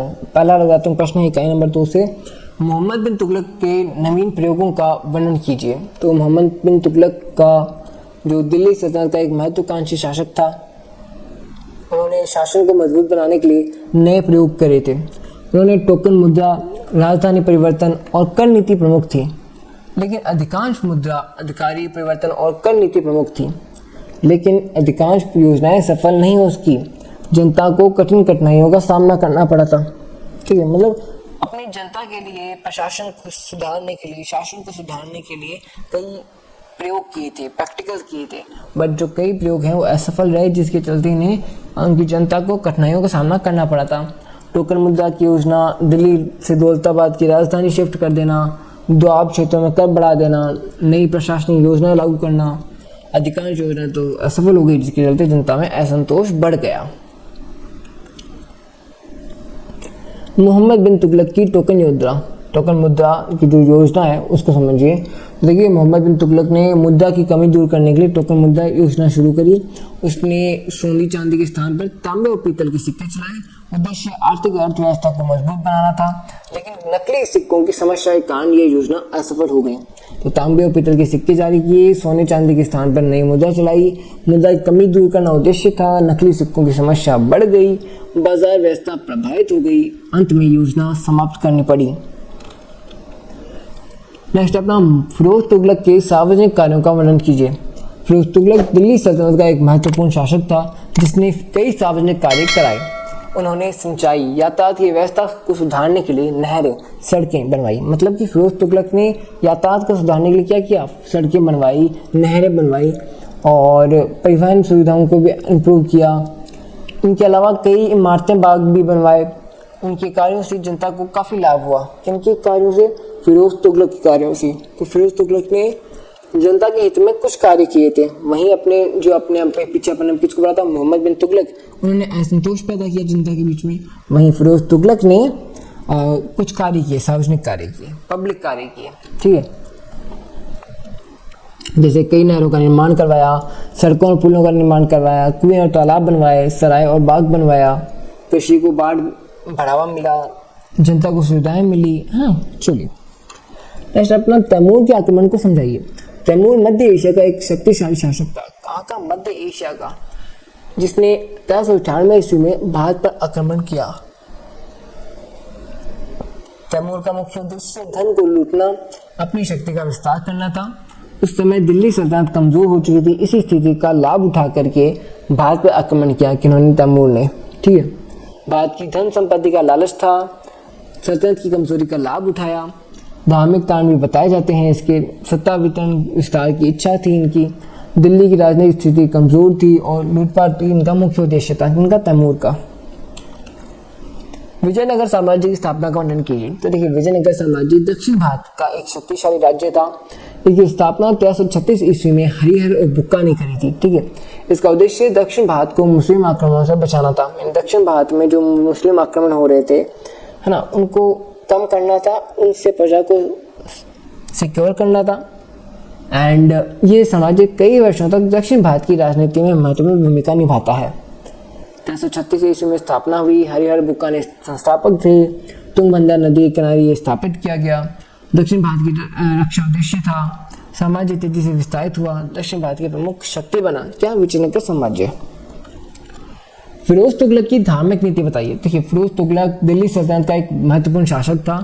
उसकी धार्मिक नीति काफ़ी हद तक इस्लामी सिद्धांतों पर आधारित थी। उन्होंने उलेमा को अधिक महत्व दिया, धार्मिक नियमों का पालन किया। उलेमा मतलब जो धर्मों को मानने वाले, उनको पढ़ाने वाले होते हैं ना, उन्हें उलेमा कहा जाता है। और नियमों का पालन किया। उन्होंने शासक का इस्लामी परंपराओं को बढ़ावा मिला। तो फिरोज तुगलक की जो धार्मिक नीतियाँ थी ना, वो जो थी इस्लामी सिद्धांतों पर आधारित थी। उनके शासनकाल में इस्लामी परंपराओं को बढ़ावा मिला था। इस्लामी सिद्धांतों पर आधारित नीति बनी थी। उलेमा को विशेष महत्व दिया गया था। धार्मिक कानूनों का पालन करवाया गया। मदरसे और मस्जिदों का निर्माण कराया गया। धार्मिक कार्यों को प्रोत्साहन मिला। समाज में धार्मिक प्रभाव बढ़ा। मतलब फिरोज तुगलक के टाइम में आपके जो धार्मिक विकास है ना, वो हुआ। ठीक है, तैमूर के आक्रमण के परिणाम लिखिए। तो 1398 ईस्वी में तैमूर के आक्रमण से दिल्ली सल्तनत को भारी नुकसान हुआ। उन्होंने दिल्ली सल्तनत में लूटपाट और विनाश किया, जिससे जनजीवन प्रभावित हुआ। इस आक्रमण के बाद सल्तनत की शक्ति कमजोर हो गई। राजनीतिक अस्थिरता और अराजकता बढ़ गई। दिल्ली में भारी लूटपाट हुई। जनता बहुत नुकसान हुआ। सल्तनत की शक्ति कमजोर हो गई। राजनीतिक अस्थिरता बढ़ गई। आर्थिक स्थिति खराब हो गई और विद्रोह और अव्यवस्था बढ़ गई। मतलब ये जो तैमूर का आक्रमण है ना, वो पूरी तरीके से राजनीतिक, आर्थिक, सामाजिक हर तरीके से दिल्ली सल्तनत को एकदम से तोड़ देता है। एंड वहाँ पर हर चीज़ें खराब हो जाती है, स्थिति खराब हो जाती है। तो दिल्ली सल्तनत उनका मेन का टारगेट था। सिकंदर लोदी के प्रशासन का वर्णन कीजिए। देखिए, सिकंदर लोदी वंश का एक सक्षम शासक था। उसने प्रशासन को मजबूत बनाने के लिए कई सुधार किए थे। उन्होंने न्याय व्यवस्था को सुधारने और राज्य को व्यवस्थित करने का प्रयास किया। उनके शासनकाल में राज्य की स्थिति काफ़ी स्थिर रही। मतलब उन्होंने जो ध्यान दिया था, वो किन चीज़ों पर ध्यान दिया था? राज्य को व्यवस्थित बनाने को और न्याय व्यवस्था को सुधारने को। किन्होंने ध्यान दिया था? सिकंदर लोदी ने। प्रशासन को संगठन करना, न्याय व्यवस्था में सुधार करना, राज्य पर नियंत्रण मजबूत किया, कृषि को प्रोत्साहन दिया, आगरा नगर की स्थापना की, शासन व्यवस्था स्थिर बनाई, है ना। फिर बात करते हैं बहमनी साम्राज्य की स्थापना का वर्णन कीजिए। बहमनी साम्राज्य दक्षिण भारत का एक महत्वपूर्ण मुस्लिम राज्य था। इसकी स्थापना 1347 ईस्वी में अलाउद्दीन बहमन शाह ने की थी। यह राज्य दक्षिण भारत की राजनीति में एक महत्वपूर्ण शक्ति बन गया। बहमनी और विजयनगर राज्यों के बीच कई युद्ध हुए। मतलब जो अपने बहमनी साम्राज्य है ना, एक मुस्लिम राज्य था एंड बहमन शाह ने इसकी स्थापना की थी। यहाँ पर जो राजनीतिक शक्ति है ना, ये खूब उभरा। मतलब राजनीतिक शक्ति के तौर पे बहमनी साम्राज्य खूब टक्कर में आ रहा था बाकी देशों के, बाकी राज्यों के मुकाबले में, और इसके चलते विजयनगर और बहमन राज्यों के बीच में खूब लड़ाइयाँ हुई, खूब युद्ध हुए। 1347 ईस्वी में इसकी स्थापना हुई। अलाउद्दीन बहमन शाह संस्थापक था। दक्षिण भारत में मुस्लिम राज्य बना। राजधानी गुलबर्ग द्वारा बनाई गया। क्या बनाई गई राजधानी? गुलबर्गा। राजधानी का नाम है गुलबर्गा। विजयनगर से कई युद्ध हुए, दक्षिण की राजनीति में प्रभाव पड़ा। अच्छा, विजयनगर से क्यों युद्ध हुए, तो आप ये भी याद रख सकते हो कि दक्षिण भारत के अंदर इसको टारगेट किया गया था। ये दक्षिण भारत के अंदर स्थापित थी, ठीक है। और दक्षिण भारत ही विजयनगर बनाना चाह रहा था, है ना। विजयनगर भी तो क्या चाहता था कि दक्षिण भारत में आने वाले मुस्लिम शासकों को रोका जाए, और ये भी दक्षिण भारत में ही आ रहा था, तो इनके बीच में खूब लड़ाइयाँ हुई। नेक्स्ट अपना सल्तनत काल की सामाजिक दशा का वर्णन करें। सल्तनत काल में समाज विभिन्न वर्गों में विभाजित था। मुस्लिम और हिंदू दोनों समुदाय समाज का हिस्सा थे। इस समय सामाजिक जीवन में परंपराएं और रीति रिवाज महत्वपूर्ण थे। इस समाज में अमीर, सैनिक और व्यापारी, किसान जैसे कई वर्ग मौजूद थे। समाज कई वर्गों में विभाजित था। हिंदू और मुस्लिम दोनों समुदाय थे। अमीर वर्ग प्रभावशाली था, किसान समाज का बड़ा प्रभाव था, व्यापारियों की भूमिका महत्वपूर्ण थी, परंपराएं और रीति रिवाज प्रचलित थे। ठीक है, ये आपके 10th का आंसर है, आपके 10th नंबर क्वेश्चन का। तो इसको आप पॉज करके पढ़ोगे, अच्छे से याद हो जाएगा। तो चलिए अब आते हैं अपने इकाई नंबर 3 की ओर। अपन ने बात कर ली एमसीक्यूज की, फिल इन द ब्लैंक्स की, लघुरात्मक प्रश्नों की। निबंधात्मक प्रश्न अपन नेक्स्ट पार्ट के अंदर बात करेंगे, ठीक है। अपने जो कल सुबह मिल जाएगा आपको। छोटा सा पार्ट होगा इसलिए कल सुबह दे रहा हूँ, है ना। बड़ा होता तो आपको रात दे देता। छोटा सा पार्ट इसलिए कल सुबह मिल जाएगा, रिवाइज करके चले जाना कल। बात करते हैं अपन इकाई नंबर 3 की, यूनिट नंबर 3। तो यूनिट नंबर 3 से पहला एमसीक्यू, बाबर के आक्रमण के समय भारत में कौन सा वंश शासन कर रहा था? तो बाबर के आक्रमण के समय लोधी वंश शासन कर रहा था। 1526 ईस्वी में बाबर के आक्रमण के समय दिल्ली में लोधी वंश का शासन था। शासक इब्राहिम लोधी था। उनकी कठोर नीति के कारण अमीर और सरदार असंतुष्ट थे तथा भारत में राजनीतिक एकता का अभाव था, ठीक है। नेक्स्ट अपना पानीपत का प्रथम युद्ध कब हुआ? पानीपत का प्रथम युद्ध 1526 ईस्वी में हुआ। यानी कि देखिए 21 अप्रैल 1526 को बाबर और इब्राहिम लोधी के बीच पानीपत का प्रथम युद्ध लड़ा गया। बाबर ने तुर्की युद्ध पद्धति और तोपखाने का उपयोग किया। इस वजह से भारत में मुगल साम्राज्य की स्थापना हुई, ठीक है। खानवा का युद्ध किन के बीच हुआ? खानवा का युद्ध बाबर और सराणा सांगा के बीच हुआ। मतलब ये पानीपत वाला भी बाबर है और खानवा वाला भी बाबर ही है, बट सामने बदल रहा है। पहले सामने था इब्राहिम लोधी और इस बार है राणा सांगा। 1527 ईस्वी में खानवा का युद्ध बाबर और मेवाड़ के शासक राणा सांगा के बीच में हुआ था। इस युद्ध में बाबर की विजय से मुगल शक्ति और भी मजबूत हो गई। राजपूतों की राजनीतिक शक्ति कमजोर हो गई, ठीक है। घाघरा का युद्ध कब हुआ? घाघरा का युद्ध 1529 में बाबर और अफगान सरदारों के बीच हुआ।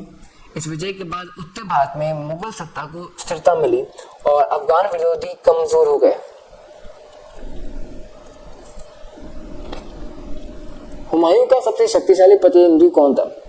हुमायूं का सबसे शक्तिशाली प्रतिद्वंदी था शेरशाह सूरी। शेरशाह सूरी एक शक्तिशाली अफगान नेता था जिसने हुमायूं को चौसा यानी 1539 और कन्नौज 1540 के युद्धों में पराजित किया था। 2 युद्ध हुए थे हुमायूं और अपनी क्या बोलते हैं शेरशाह सूरी के बीच में। तो कौन सा युद्ध था? एक चौसा है 1539, एक कन्नौज है 1540। इन युद्धों में हुमायूं को पराजित किया था और दिल्ली पर अधिकार कर सूरी वंश की स्थापना करी थी, ठीक है। चौसा का युद्ध 1539 ईस्वी, ओके। ग्रैंड ट्रंक रोड बहुत इंपॉर्टेंट क्वेश्चन है। देखिए शेरशाह सूरी का जो शासनकाल रहा है ना, वो इस तरह समझिए हमेशा से ही शेरशाह सूरी का शासन विकास के प्रति रहा है। उनने आर्थिक विकास, सामाजिक विकास, इन चीज़ों पे ध्यान दिया है। तो उन्होंने ग्रैंड ट्रंक रोड, एक बहुत बड़ी रोड बनाई जो बड़े बड़े जगहों को जोड़ती है। लाइक शेरशाह सूरी ने जो रोड बनाई थी बंगाल से पंजाब तक, ग्रैंड ट्रंक रोड का निर्माण कराया। सड़कों के किनारे सराय, कुएं और वृक्ष लगाए जिससे व्यापार, यात्रा और प्रशासनिक संपर्क मजबूत हुआ। मतलब ये रोड इस तरीके से बनाई कि पूरे क्षेत्र के अंदर वो अपना व्यापार फैला सके, यहाँ से वहाँ हर तरीके से परिवहन सुविधा आसान हो सके। तो ये रोड बनाई ग्रैंड ट्रंक रोड। किसने बनाई? शेरशाह सूरी ने। भूमि राजस्व व्यवस्था में पट्टा और कबूलियत प्रणाली किसने लागू की? ठीक है, शेरशाह सूरी ने। कि भाई भूमि के राजस्व में मतलब आपने अगर भूमि खरीदी है तो आपको पट्टा लेना पड़ेगा, भूमि के दस्तावेज लेने पड़ेंगे, ये कबूलियत यानी कि एक तरह से अनुमति लेनी पड़ेगी। ये किसने नियम लेकर आया? ये नियम लेकर आया शेरशाह सूरी लेकर के आया। अकबर की राजनीतिक एकीकरण की नीति की प्रमुख विशेषता क्या थी? तो राजपूतों से मित्रता। अकबर ने क्या किया? राजपूतों से मित्रता की, उनसे संबंध स्थापित किए। लाइक वैवाहिक संबंध भी हो सकते हैं, आप कह सकते हो। विभिन्न धर्मों के लोगों को प्रशासन में स्थान दिया और उनसे बनाए रखी, जिनके चलते उनकी जो कहते हैं ना एकीकरण की नीति वो बहुत अच्छी थी। अकबर द्वारा प्रारंभ की गई प्रसिद्ध धार्मिक नीति कौन सी थी? तो देखिए उनके द्वारा जो धार्मिक नीति अपनाई गई थी वो थी दिन-ए-इलाही 1582 के अंदर। ठीक है, चलिए नेक्स्ट है अपना फिलिंग द ब्लैंक्स। तो बाबर का वास्तविक नाम ज़हीरुद्दीन मोहम्मद बाबर था। क्या था? ज़हीरुद्दीन मोहम्मद बाबर। इसके अंदर मैंने हाईलाइट करना भूल गया मैं कि भाई आपका जो रेगिस्तान कौन सा होता है, तो आप इसमें समझ जाओगे। आप ये वन लाइनर के तौर पर पढ़ लेना चाहें इसको, रेगिस्तान बन जाएंगे। बाबर का जन्म फरगना में हुआ था। भारत में मुगल साम्राज्य की स्थापना बाबर ने की थी। पानीपत का प्रथम युद्ध 1526 में लड़ा गया। खानवा का युद्ध बाबर और राणा सांगा के बीच लड़ा गया। पानीपत के प्रथम युद्ध में बाबर ने इब्राहिम लोदी को पराजित किया था। घाघरा का युद्ध 1529 ईस्वी में हुआ। बाबरनामा मूल रूप से तुर्की भाषा में लिखा गया। बाबर के बाद मुगल सम्राट हुमायूं बना। हुमायूं को शेरशाह सूरी ने पराजित कर दिया। शेरशाह सूरी ने 1540 ईस्वी में दिल्ली की गद्दी प्राप्त की। शेरशाह द्वारा प्रचलित प्रमुख सिक्का रुपया था। कौन सा सिक्का था? रुपया। बाबर की आत्मकथा तुज़ुक-ए-बाबरी यानी कि बाबरनामा कहलाती है। ग्रैंड ट्रंक रोड का निर्माण शेरशाह सूरी ने कराया। शेरशाह सूरी का मकबरा सासारामा में स्थित है। हुमायूं की जीवनी गुलबद्दन बेगम ने लिखी। किसने लिखी? गुलबद्दन बेगम ने लिखी। अकबर का जन्म 1542 ईस्वी में हुआ। अकबर का राज्याभिषेक कालानौर में हुआ था। अकबर के समय भू राजस्व व्यवस्था टोडरमल ने बनाई और अकबर ने नया धर्म दीन-ए-इलाही शुरू किया था। ठीक है, यहाँ पे फिलिंग द ब्लैंक्स हुए। अब इसके लोग आते हैं प्रश्नों को देख लेते हैं, फटाफट से देखेंगे। आप वीडियो में बने रहिए, वीडियो को लाइक कीजिए, चैनल को सब्सक्राइब कीजिए एंड कमेंट सेक्शन के पास में हाइप का बटन मिले तो हाइप भी ज़रूर से करना, एक प्यारा सा कमेंट भी करके जाना, बड़ा अच्छा लगता है ना। तो हाइप भी ज़रूर से करना। बार बार कहता हूँ भाई आपकी हेल्प से ही हम आगे कंटिन्यू कर पाते हैं और नई नई चीज़ों को ला पाते हैं, है ना। चलिए फिर आगे कंटिन्यू करते हैं। बाबर के आक्रमण के समय भारत की राजनीतिक स्थिति का वर्णन कीजिए। तो बाबर ने जब आक्रमण किया था तो भारत की राजनीतिक स्थिति कैसी थी? तो भारत के आक्रमण के समय भारत की राजनीतिक स्थिति कमज़ोर थी। देश के कई छोटे छोटे राज्यों में विभाजित हुआ था और उनमें आपसी संघर्ष होता रहता था। दिल्ली में लोधी वंश का शासन था लेकिन उसकी शक्ति कमज़ोर हो चुकी थी। इस स्थिति का लाभ उठाकर भारत पर बाबर ने आक्रमण कर दिया। तो जब भारत के अंदर दिल्ली सल्तनत और अन्य राज्यों के बीच में मतभेद होता रहा या फिर शक्तियाँ कमज़ोर होती गई, तब भारत से भारत के बाहर से किसी न किसी ने आक्रमण किया है। ठीक है, तो भारत के छोटे राज्यों में विभाजित था। केंद्रीय सत्ता कमज़ोर हो चुकी थी। लोधी वंश दिल्ली शासन कर रहा था। राज्य में आपसी संघर्ष चलता था। राजनीतिक शक्तियाँ भी सक्रिय थी। राजनीतिक एकता का अभाव था। पानीपत के प्रथम युद्ध का महत्व लिखिए। पानीपत का प्रथम युद्ध 1526 ईस्वी में बाबर और इब्राहिम लोदी के बीच हुआ था। इस युद्ध में बाबर ने विजय प्राप्त की। लोधी वंश का अंत हो गया। इस वजह से भारत में मुगल साम्राज्य की स्थापना हुई। तो क्या हुआ? पानीपत का प्रथम युद्ध 1526 ईस्वी में बाबर और इब्राहिम लोदी के बीच हुआ था। ठीक है, इस युद्ध में बाबर ने विजय प्राप्त करी। लोधी वंश का अंत हो गया। इस वजह से भारत में मुगल साम्राज्य की स्थापना हुई।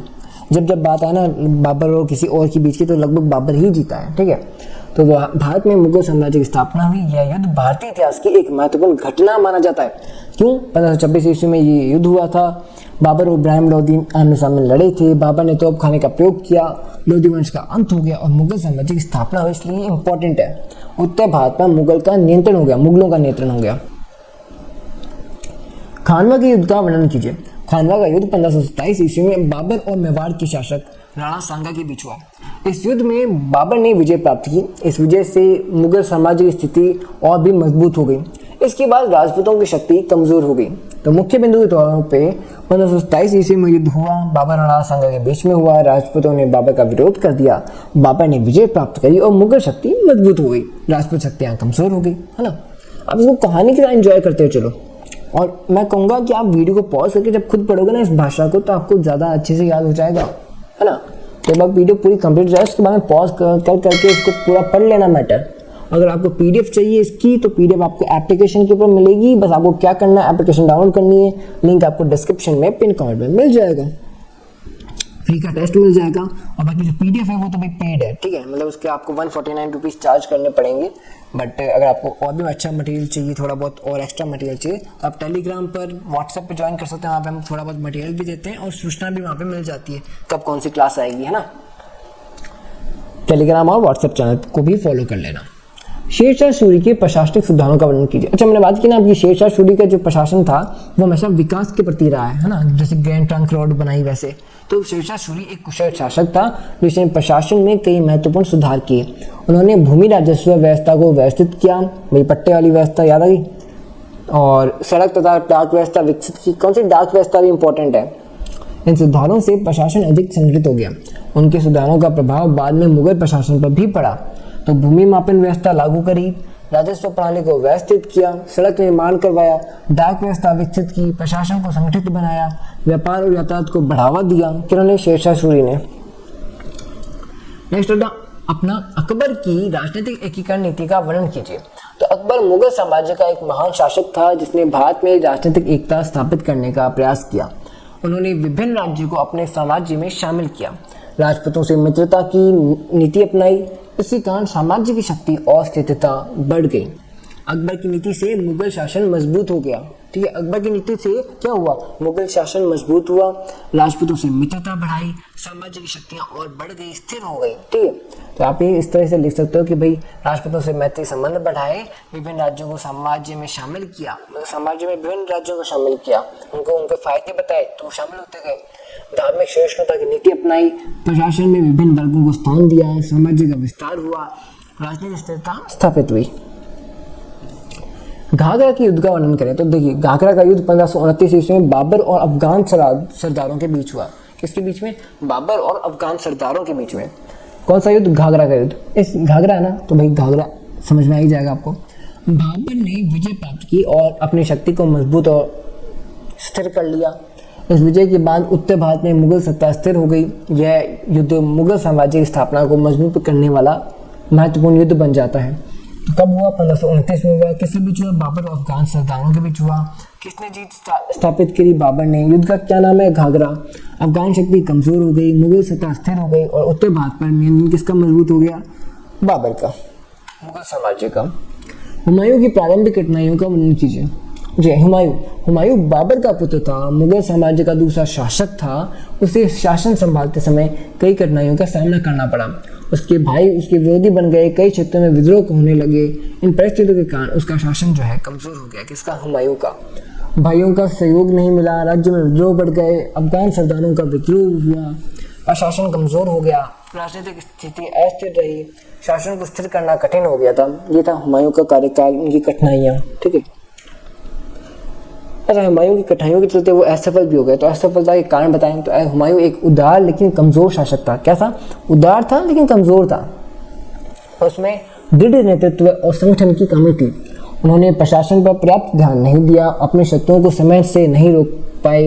इन कारणों से वह अपने राज्य को लंबे समय तक सुरक्षित भी नहीं रख पाए।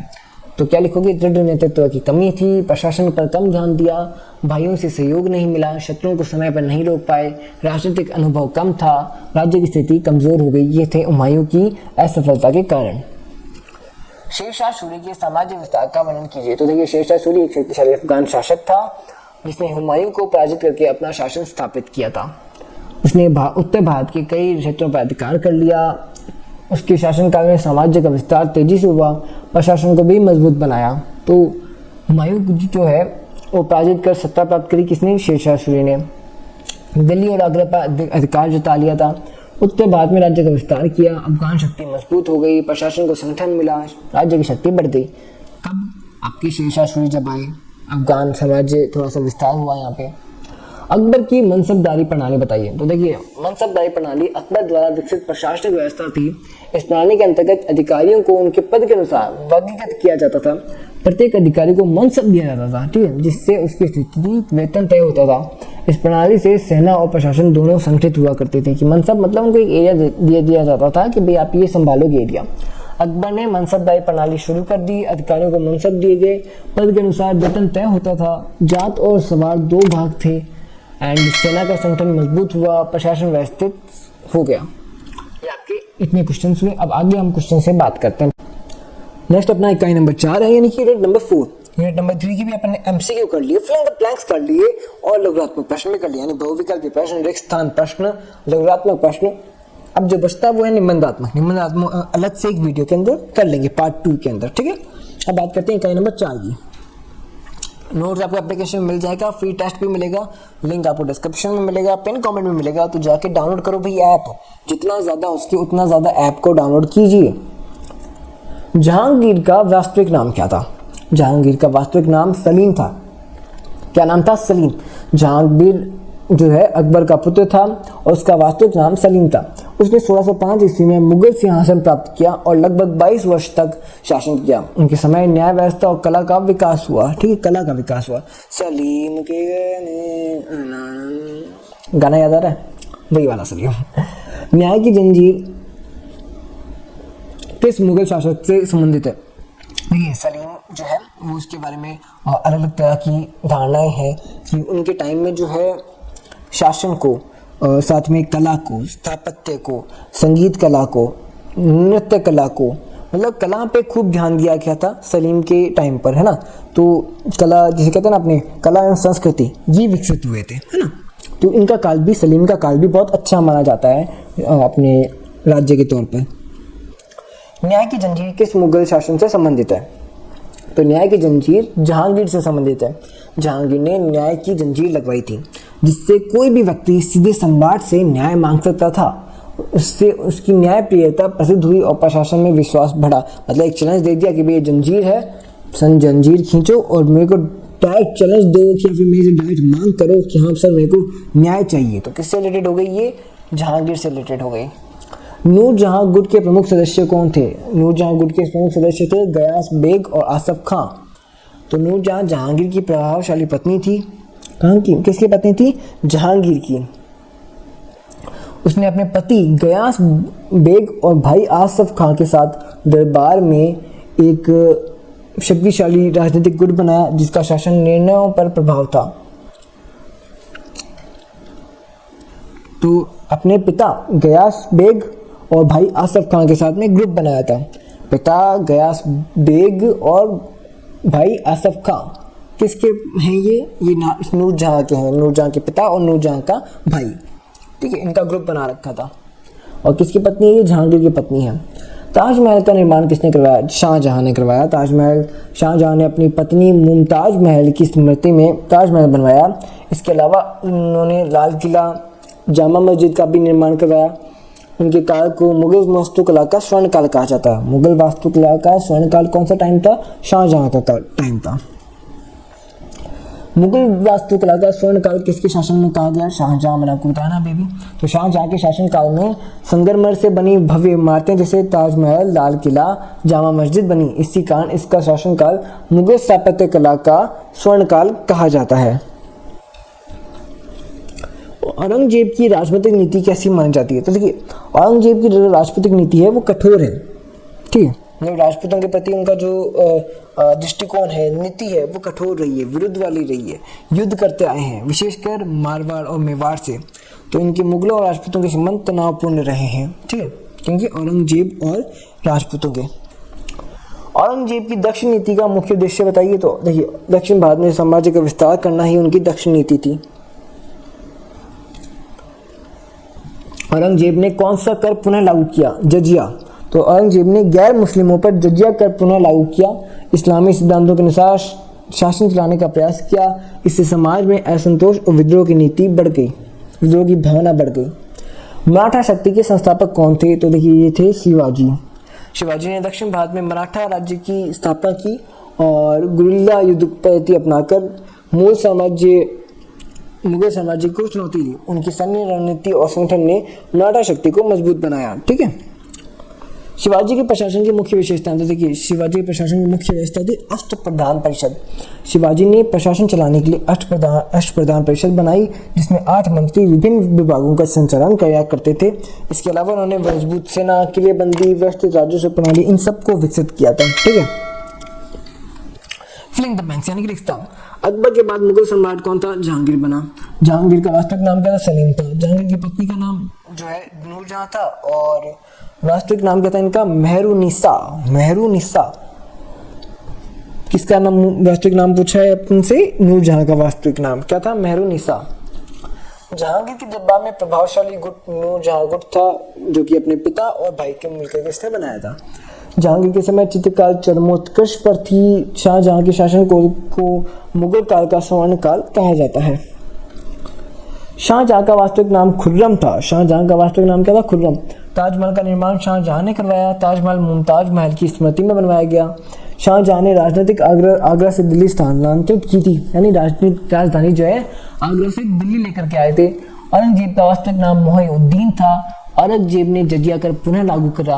औरंगजेब की दक्षिण नीति का मुख्य लक्ष्य मराठों को दबाना था। मराठा शक्ति से संस्थापक शिवाजी थे। शिवाजी का राज्याभिषेक 1674 ईस्वी में हुआ। शिवाजी की प्रशासनिक परिषद अष्टप्रधान कहलाती थी। शिवाजी की राजधानी रायगढ़ थी। मुगल साम्राज्य के पतन का एक कारण उत्तराधिकारी युद्ध था। मुगल साम्राज्य का पतन मुख्यतः 18वीं शताब्दी में हुआ। मुगल साम्राज्य के पतन का एक कारण कमजोर उत्तराधिकारी थे। ठीक है। नेक्स्ट अपना जहांगीर के शासन की प्रमुख विशेषताओं का वर्णन करें तो देखिए जहांगीर मुगल साम्राज्य का चौथा शासक था और वह अकबर का पुत्र था। उसके शासनकाल में न्याय व्यवस्था को विशेष महत्व मिला। अकबर का पुत्र कौन? जहांगीर। चौथा शासक कौन सा? 4th number. शासनकाल में न्याय व्यवस्था को महत्व दिया। प्रशासन को व्यवस्थित बनाने का कार्य किया।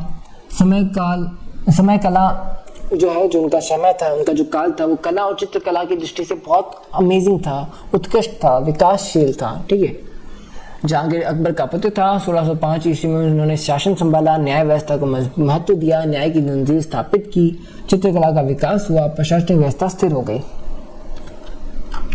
नूरजहां की राजनीतिक भूमिका वर्णन कीजिए। नूरजहां जहांगीर की पत्नी थी और वह मुगल दरबार में बहुत प्रभावशाली थी। ठीक है। प्रभावशाली मतलब उनके भी निर्णय सुने जाते थे, उनके निर्णय माने जाते थे। उन्होंने शासन के कई निर्णयों में हस्तक्षेप किया। उनके परिवार के लोग भी प्रशासन में महत्वपूर्ण पदों पर थे। इसी कारण दरबार में नूरजहां गुट का प्रभाव बढ़ गया। नूरजहां जहांगीर की पत्नी थी। दरबार में उनका प्रभाव बढ़ा। शासन निर्णयों में हस्तक्षेप करती थी। उनके परिवार को उच्च पद मिले हुए थे, जिनमें पिता और भाई शामिल थे। नूरजहां गुट शक्तिशाली प्रभावित था। राजनीति पर उसका प्रभाव भी खूब देखा जाता है। शाहजहां की वास्तुकला उपलब्धियों का वर्णन कीजिए। तो शाहजहां के शासनकाल को मुगल वास्तुकला का स्वर्णकाल कहा जाता है। उन्होंने कई भव्य इमारतों का निर्माण कराया। इन इमारतों में सुंदरता, कला और अद्भुत मिश्रण दिखाई देता है। उनके समय मुगल स्थापत्य कला का बहुत विकास हुआ। मुगल स्थापत्य कला का विकास कहाँ हुआ? शाहजहां के काल में हुआ। ताजमहल का निर्माण कराया, लाल किले का निर्माण कराया, जामा मस्जिद बनवाई, संगमरमर का अधिक उपयोग हुआ, स्थापत्य कला का विकास हुआ। उस काल को स्वर्ण काल माना गया है। कौन से काल को? शाहजहां के काल को। क्या क्या बना रहा है भाई? ताजमहल बना रहा है, लाल किला बनवा रहा है, जामा मस्जिद बनवा रहा है, फिर अपने जितने भी डांस है, स्थापत्य कला है, उनको महत्व दे रहा है ना, चित्रकला को महत्व दे रहा है। कौन? शाहजहां। औरंगजेब की धार्मिक नीति। देखिए औरंगजेब मुगल साम्राज्य का एक शक्तिशाली लेकिन कठोर शासक था। उसकी धार्मिक नीति इस्लामी सिद्धांतों पर आधारित थी। उसने कई धार्मिक नियमों को लागू किया। उसकी नीतियों से समाज में असंतोष भी उत्पन्न होता रहा। इस्लामी सिद्धांतों पर आधारित नीति है। जजिया कर को पुनः लागू किया गया। धार्मिक नियमों का पालन किया गया। मंदिरों के प्रति कठोर नीति अपनाई गई। समाज में असंतोष बढ़ गया। राजनीतिक संघर्ष बढ़ गए। यानी कि औरंगजेब का काल थोड़ा सा असंतोषपूर्ण रहा था। शिवाजी की प्रशासनिक व्यवस्था का वर्णन करें। देखिए शिवाजी मराठा शक्ति के संस्थापक थे और एक कुशल प्रशासक भी थे। उन्होंने राज्य के प्रशासन को व्यवस्थित करने के लिए अष्टप्रधान परिषद बनाई। इसके माध्यम से शासन के विभिन्न कार्यों को संचालित किया जाता था। उनकी प्रशासनिक व्यवस्था संगठित और प्रभावी थी। 8 मंत्री हुआ करते थे, सीधी सी बात है। और संस्थापक थे मराठा शक्ति के। परिषद की स्थापना की कौन सी? अष्टप्रधान प्रशासन को व्यवस्थित किया, किलों की मजबूत किया गया, राज्य की शक्ति बनाया गया, है ना।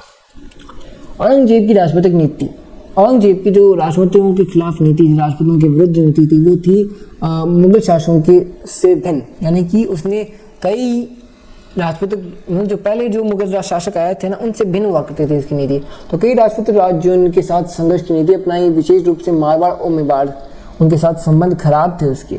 इसी कारण मुगल और राजपूतों के बीच तनाव बढ़ता गया और कई युद्ध भी हुए। राजपूतों के साथ संबंध कमजोर हुए, मारवाड़ के साथ संघर्ष हुआ, मेवाड़ के साथ युद्ध हुआ, राजपूतों में असंतोष बढ़ता गया, मुगल शक्ति को चुनौतियां मिली, राजनीतिक स्थिरता प्रभावित हो गई। औरंगजेब की दक्षिण नीति, देखिए औरंगजेब की दक्षिण भारत में अपने साम्राज्य का विस्तार हुआ। ये आपको बात की थी ना कि औरंगजेब अपने दक्षिण भारत के अंदर विस्तार चाहता था, लाइक बीजापुर है, गोलकुंडा है, ठीक है। एंड इस तरीके से आपको दक्षिण भारत पे जो निशाना साधा था वो था औरंगजेब का। शिवाजी के विजय के अभियानों का वर्णन कीजिए, और जो औरंगजेब के सामने आया करते थे वो थे शिवाजी। तो शिवाजी एक महान मराठा नेता थे जिन्होंने मुगल और अन्य शासकों के विरुद्ध कई विजय अभियान किए। उन्होंने अपनी सैन्य क्षमता और गुरिल्ला युद्ध की नीति के कारण अपने युद्धों को सफल बनाया और कई जगहों पर कई किलों पर अपना अधिकार प्राप्त किया। अभियानों को से मराठा शक्ति को मजबूती मिली, मराठा शक्ति जो है ख्याति प्राप्त करती रही, है ना। इस तरीके से आप पॉइंट्स लिख सकते हो। मुगल साम्राज्य के पतन के आंतरिक कारण क्या थे? तो आंतरिक कारण आप बता सकते हो कि भाई कमजोर शासकों के कारण प्रशासनिक व्यवस्था कमजोर हो गई, प्रांतीय शासकों की शक्ति बढ़ने लगी, दरबार में षड्यंत्र, संघर्ष सब कुछ बढ़ते गए। इन कारणों से साम्राज्य धीरे धीरे कमजोर होता चला गया, ठीक है। मुगल साम्राज्य के पतन के आर्थिक कारण लिखिए। देखिए मुगल साम्राज्य के पतन में आर्थिक कारण भी महत्वपूर्ण थे। लंबे युद्धों के कारण जो है आय कम हो जाती है, भाई रुपए नहीं मिल पाते ना। आप युद्ध में लगे हो तो उत्पादन कब करोगे, कब आप कमाई करोगे, है ना। प्रशासन और सेना पर अधिक खर्च होने लगा, व्यापार और कृषि पर भी इसका प्रभाव पड़ा। इससे राज्य की आर्थिक स्थिति कमजोर हो गई। लंबे युद्धों से आर्थिक नुकसान हुआ, राज्य की आय कम होने लगी, सेना पर अधिक खर्च हुआ, कृषि व्यवस्था व्यवस्थित हो गई, प्रभावित हो गई, है ना। अलग अलग चीज़ें आप इनके अंदर एंड कर सकते हो, आपको मालूम ही है। आगे हम बात करेंगे इकाई नंबर 5 की, यूनिट नंबर 5 की। अब हमने बात कर ली यूनिट नंबर 4 की MCQs, fill in the blanks, लघुआत्मक प्रश्न सब देख लिए। निबंधात्मक प्रश्न अगले वीडियो में करेंगे। अब बात करेंगे यूनिट नंबर 5 इकाई नंबर 5 की। नोट्स आपको एप्लीकेशन पे मिल जाएंगे, तो व्हाट्सएप टेलीग्राम ग्रुप दोनों को ज्वाइन करो, ठीक है। WhatsApp group, Telegram group. चलिए फिर आगे। तो अपना इकाई नंबर 5 यूनिट नंबर 5 से जो पहला प्रश्न है वो है मुगल साम्राज्य की शासन व्यवस्था की मुख्य विशेषताएं क्या थी। तो देखिए मुगल साम्राज्य की जो विशेषताएं थी ना वो थी केंद्रीकृत शासन। अब इसमें क्या हुआ करता था कि मुगल शासन जो व्यवस्था है वो केंद्रीकृत थी, जिसमें सम्राट सर्वोच्च सत्ता केंद्र होता था। सभी प्रशासनिक विभाग उसके अधीन कार्य करते थे और राज्य के प्रांतों में बांट करके प्रशासन चलाया करते थे। मतलब एक के अंडर हुआ करते थे, एक के अधीन हुआ करते थे, जिसके चलते वो केंद्रीकृत हुआ करते थे, बंटते नहीं थे, है ना। इस तरह से उनकी जो व्यवस्था थी उस टाइम में अच्छी थी, मतलब वो लंबे समय तक चलने वाली थी। उनकी विशेषता है ये। मुगल अर्थव्यवस्था का मुख्य आधार क्या था? तो मुख्य आधार था कृषि। मुगल काल की अर्थव्यवस्था मुख्यतः कृषि पर आधारित थी। किसान समाज का सबसे बड़ा वर्ग था। गेहूं, चावल, जौ, कपास आदि प्रमुख फसलें उगाई जाती थी। कृषि से ही राज्य की अधिकांश आय प्राप्त हुआ करती थी, ठीक है। मतलब जो राज्य को टैक्स प्राप्त हुआ करता ना वो ज्यादातर तो कृषि से ही मिलता था। मुगल काल में राज्य की आय का प्रमुख स्रोत क्या था? राज्य की आय का प्रमुख स्रोत था कर, भूमि कर। राज्य की आय का प्रमुख स्रोत क्या था? भूमि कर। तो यह कर कृषि उत्पादन के आधार पर लिया जाता था। इससे प्रशासन तथा सेना का खर्च निकलता था। मनसबदारी प्रणाली किस मुगल शासक ने स्थापित करी थी? मैंने बताया आपको अकबर ने। तो मनसबदारी प्रणाली अकबर द्वारा विकसित प्रशासनिक व्यवस्था थी, जिसमें अधिकारियों को उनके पद के अनुसार वर्गीकृत किया जाता था। इसमें जात यानी कि पद और सवार सैनिक संख्या दोनों मुख्य भाग हुआ करते थे, ठीक है। मनसबदारी प्रणाली में जात किससे दर्शाया जाता था? अधिकारी का पद या दर्ज, ठीक है। और जबकि सवार सैनिकों की संख्या को बताता था कि सवार मतलब सैनिकों की संख्या कितनी है। जात मतलब कि अधिकारी का पद क्या है, प्रतिष्ठा क्या है, वो किस तरह का काम संभाल रहा है, जिम्मेदारी क्या है उसके ऊपर, है ना। उस आधार पर वेतन डिसाइड हुआ करते थे। अकबर के टाइम में मनसबदारी जो प्रणाली आई ना वो।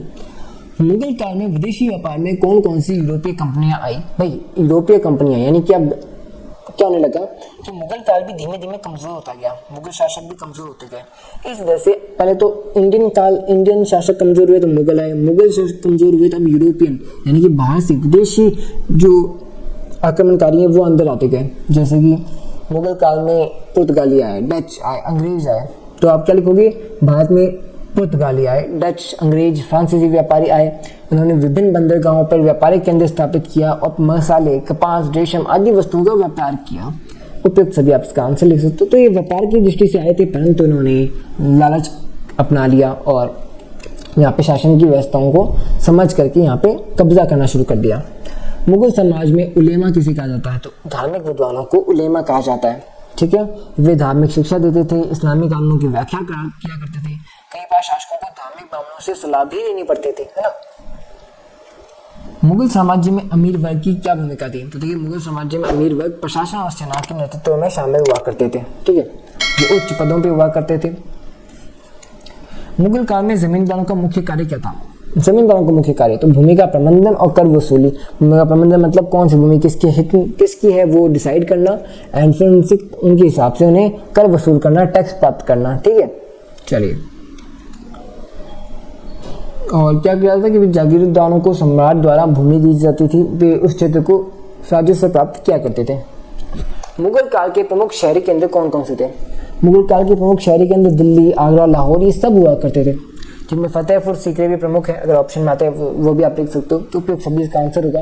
बाजार, कारीगर, व्यापारी वर्ग आदि सब कुछ लगभग इन शहरों पर टिका हुआ था, इन नगरों पर टिका हुआ था। स्थान की बात करें तो मुगल साम्राज्य की शासन प्रणाली केंद्रीकृत थी। मुगल प्रशासन का सर्वोच्च अधिकारी सम्राट होता था। मुगल प्रशासन में सेना का प्रमुख मीर बख्शी था। कौन था, मीर बख्शी। मुगल प्रशासन में सेना का प्रमुख कौन था, मीर बख्शी। वित्त विभाग का प्रमुख वजीर होता था। कौन हुआ करता था, वजीर। मुगल प्रशासन में न्याय विभाग का प्रमुख क्या है, काजी उल कुजात। काजी उल कुजात न्याय विभाग का प्रमुख है। मुगल काल की भूमि व्यवस्था जमींदारी व्यवस्था पर टिकी हुई थी, संभली हुई थी, आधारित थी। मनसबदारी प्रथा का अकबर ने प्रारंभ किया। मनसबदारी प्रणाली में पद को जात कहा जाता था और घुड़सवारों की संख्या सवार कहलाती थी। भूमि से प्राप्त कर खराज कहलाता है।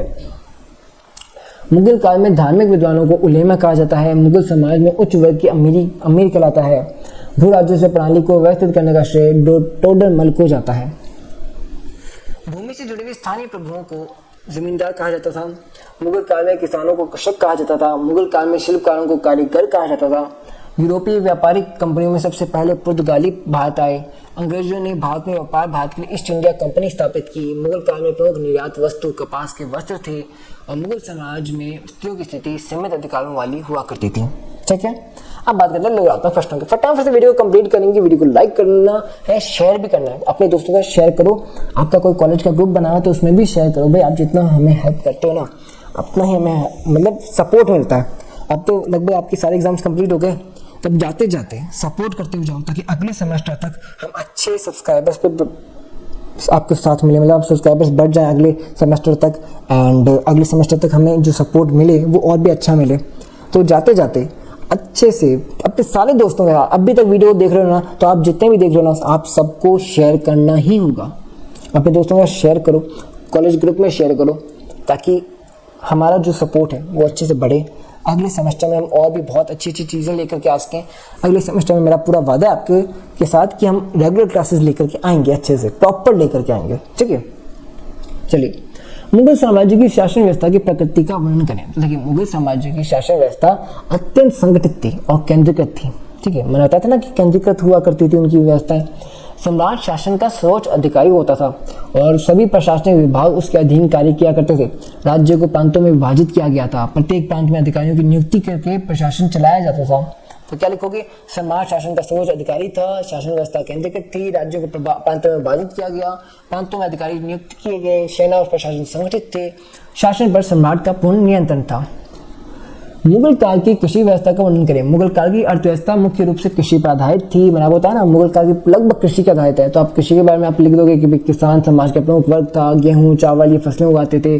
कपास, गन्ना इनका महत्वपूर्ण था। नहरें, कुएं आदि पानी के स्रोत हुआ करते थे। राज्य की आधी आय तो यहीं से प्राप्त हुआ करती थी, इसका समझो, है ना।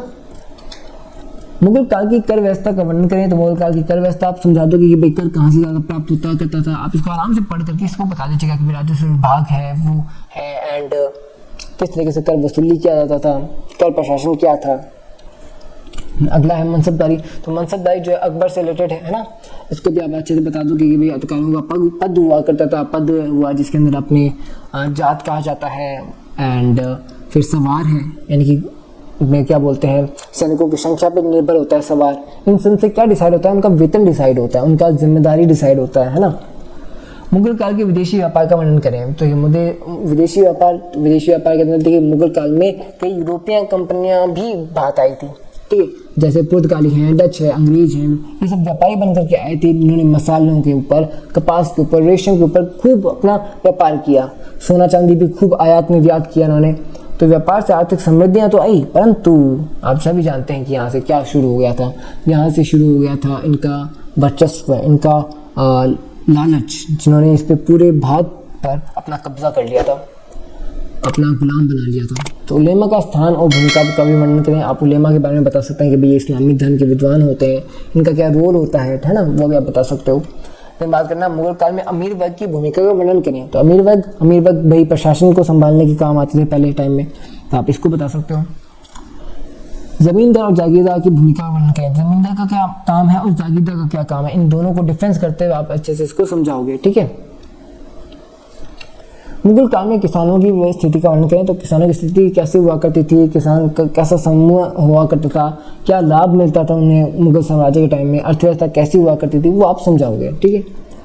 मुगल काल के शहरी जीवन का वर्णन करते। शहरी जीवन को भी बताओगे, लाइक जैसे आपके आगरा है एंड दिल्ली है, ये सब शहरी हुआ करते थे। तो यहाँ पे मुगलों का क्या जीवन हुआ करता था उसको समझाओगे, व्यापार के हिसाब से, कारीगर के हिसाब से, और आपके हर तरीके से इसको एक्सप्लेन करोगे।